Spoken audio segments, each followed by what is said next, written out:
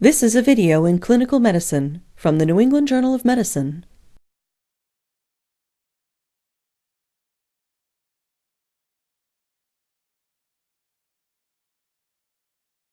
Radial arterial puncture for arterial blood gas analysis is a common procedure performed in medicine.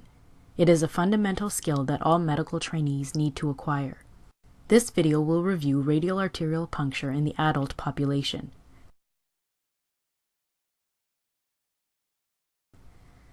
Puncture of the radial artery is the preferred method of obtaining an arterial blood sample for blood gas analysis. The chief indication for measurement of arterial blood gas level is to obtain values for the partial pressures of oxygen and carbon dioxide, and for arterial pH. This information is needed when assessing a patient with acute severe respiratory distress.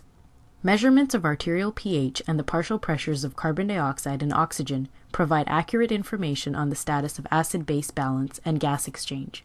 Another indication for arterial blood gas analysis is co-oximetry in order to assess for methemoglobinemia and carboxyhemoglobin.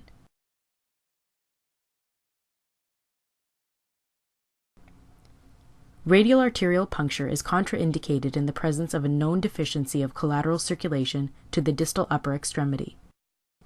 Some physicians advocate for the use of the modified Allen test to assess the adequacy of collateral circulation of the radial artery by the ulnar artery.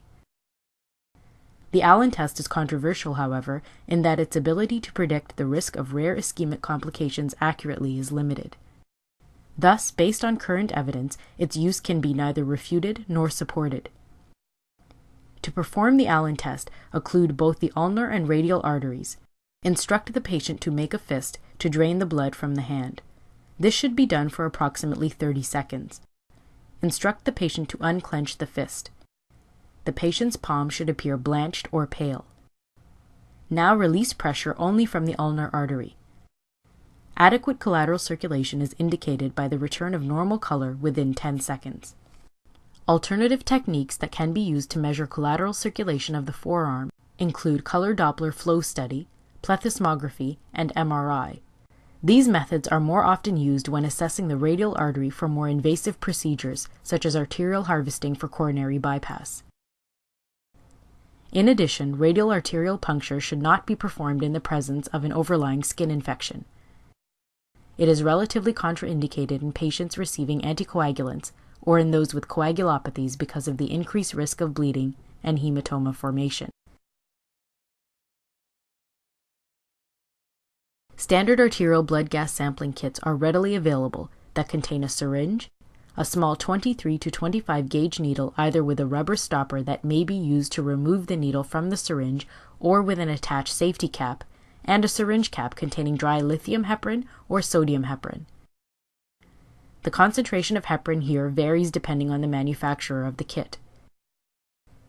You will also need the following: alcohol swabs, sterile pieces of gauze, tape, non-sterile gloves and a non-sterile gown, 1% lidocaine without epinephrine for local analgesia, a 5cc syringe with a 25 gauge needle, a small rolled towel to place under the wrist, and a bag of ice in which to transport the sample to the lab if required.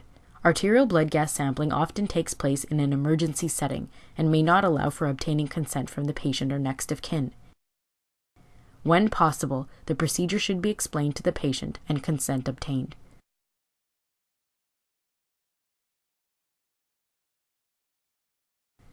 Wash your hands according to good standards prior to examining the patient. Extend the patient's wrist to bring the radial artery close to a more superficial position. The radial artery is located between the styloid process of the radius and the flexor carpi radialis tendon. First, palpate the styloid process of the radius. Next, palpate the flexor carpi radialis tendon located medial to the styloid process of the radius. Now locate the artery between these 2 points.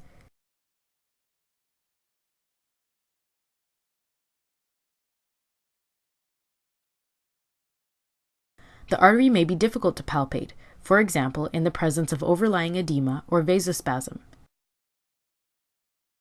A portable Doppler ultrasound device may be used to identify the location of the radial artery in these instances.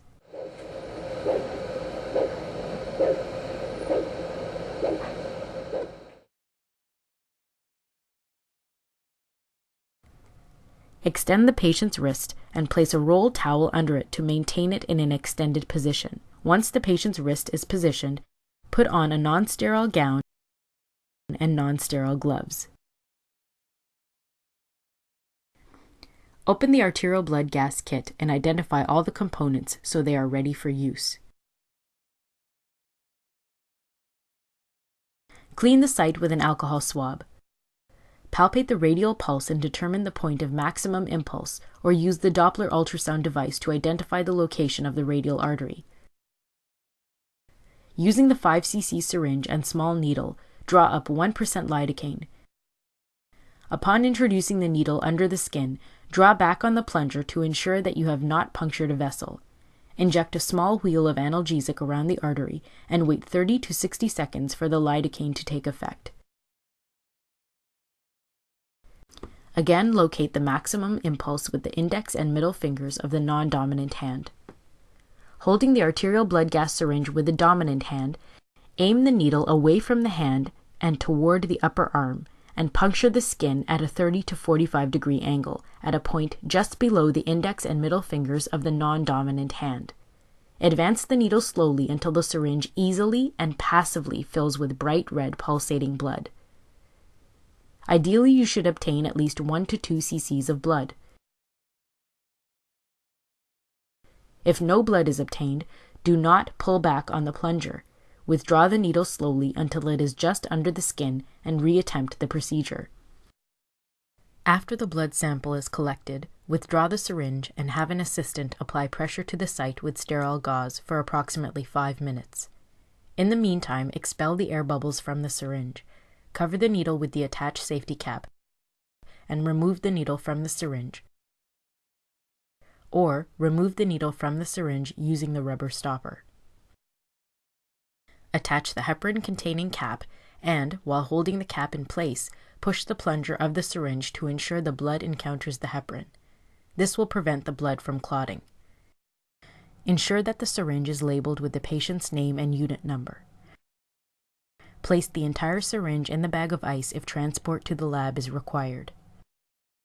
After pressure has been applied to the puncture site for 5 minutes, affix the gauze with some tape.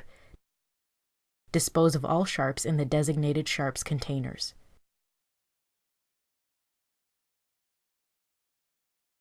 The most common technical difficulty associated with radial arterial puncture for arterial blood gas analysis is failure to obtain a blood sample because of vasospasm, or obtaining venous instead of arterial blood. If vasospasm is suspected, abort the procedure and reattempt it on the other wrist. A blood sample is likely to be venous if it is non-pulsatile and dark in color and it flows slowly. It should be noted, however, that very deoxygenated blood in a patient with hypoxemia could also appear dark, even though it is arterial. Serious vascular complications of radial arterial puncture are rare and include radial arterial aneurysm, hand ischemia, and hematoma causing compartment syndrome.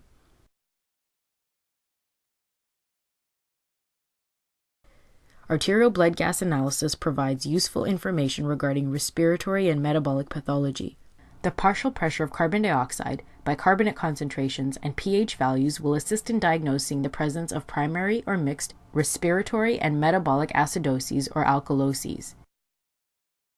The partial pressure of oxygen will reveal abnormalities in blood oxygen content and the presence of hypoxemia.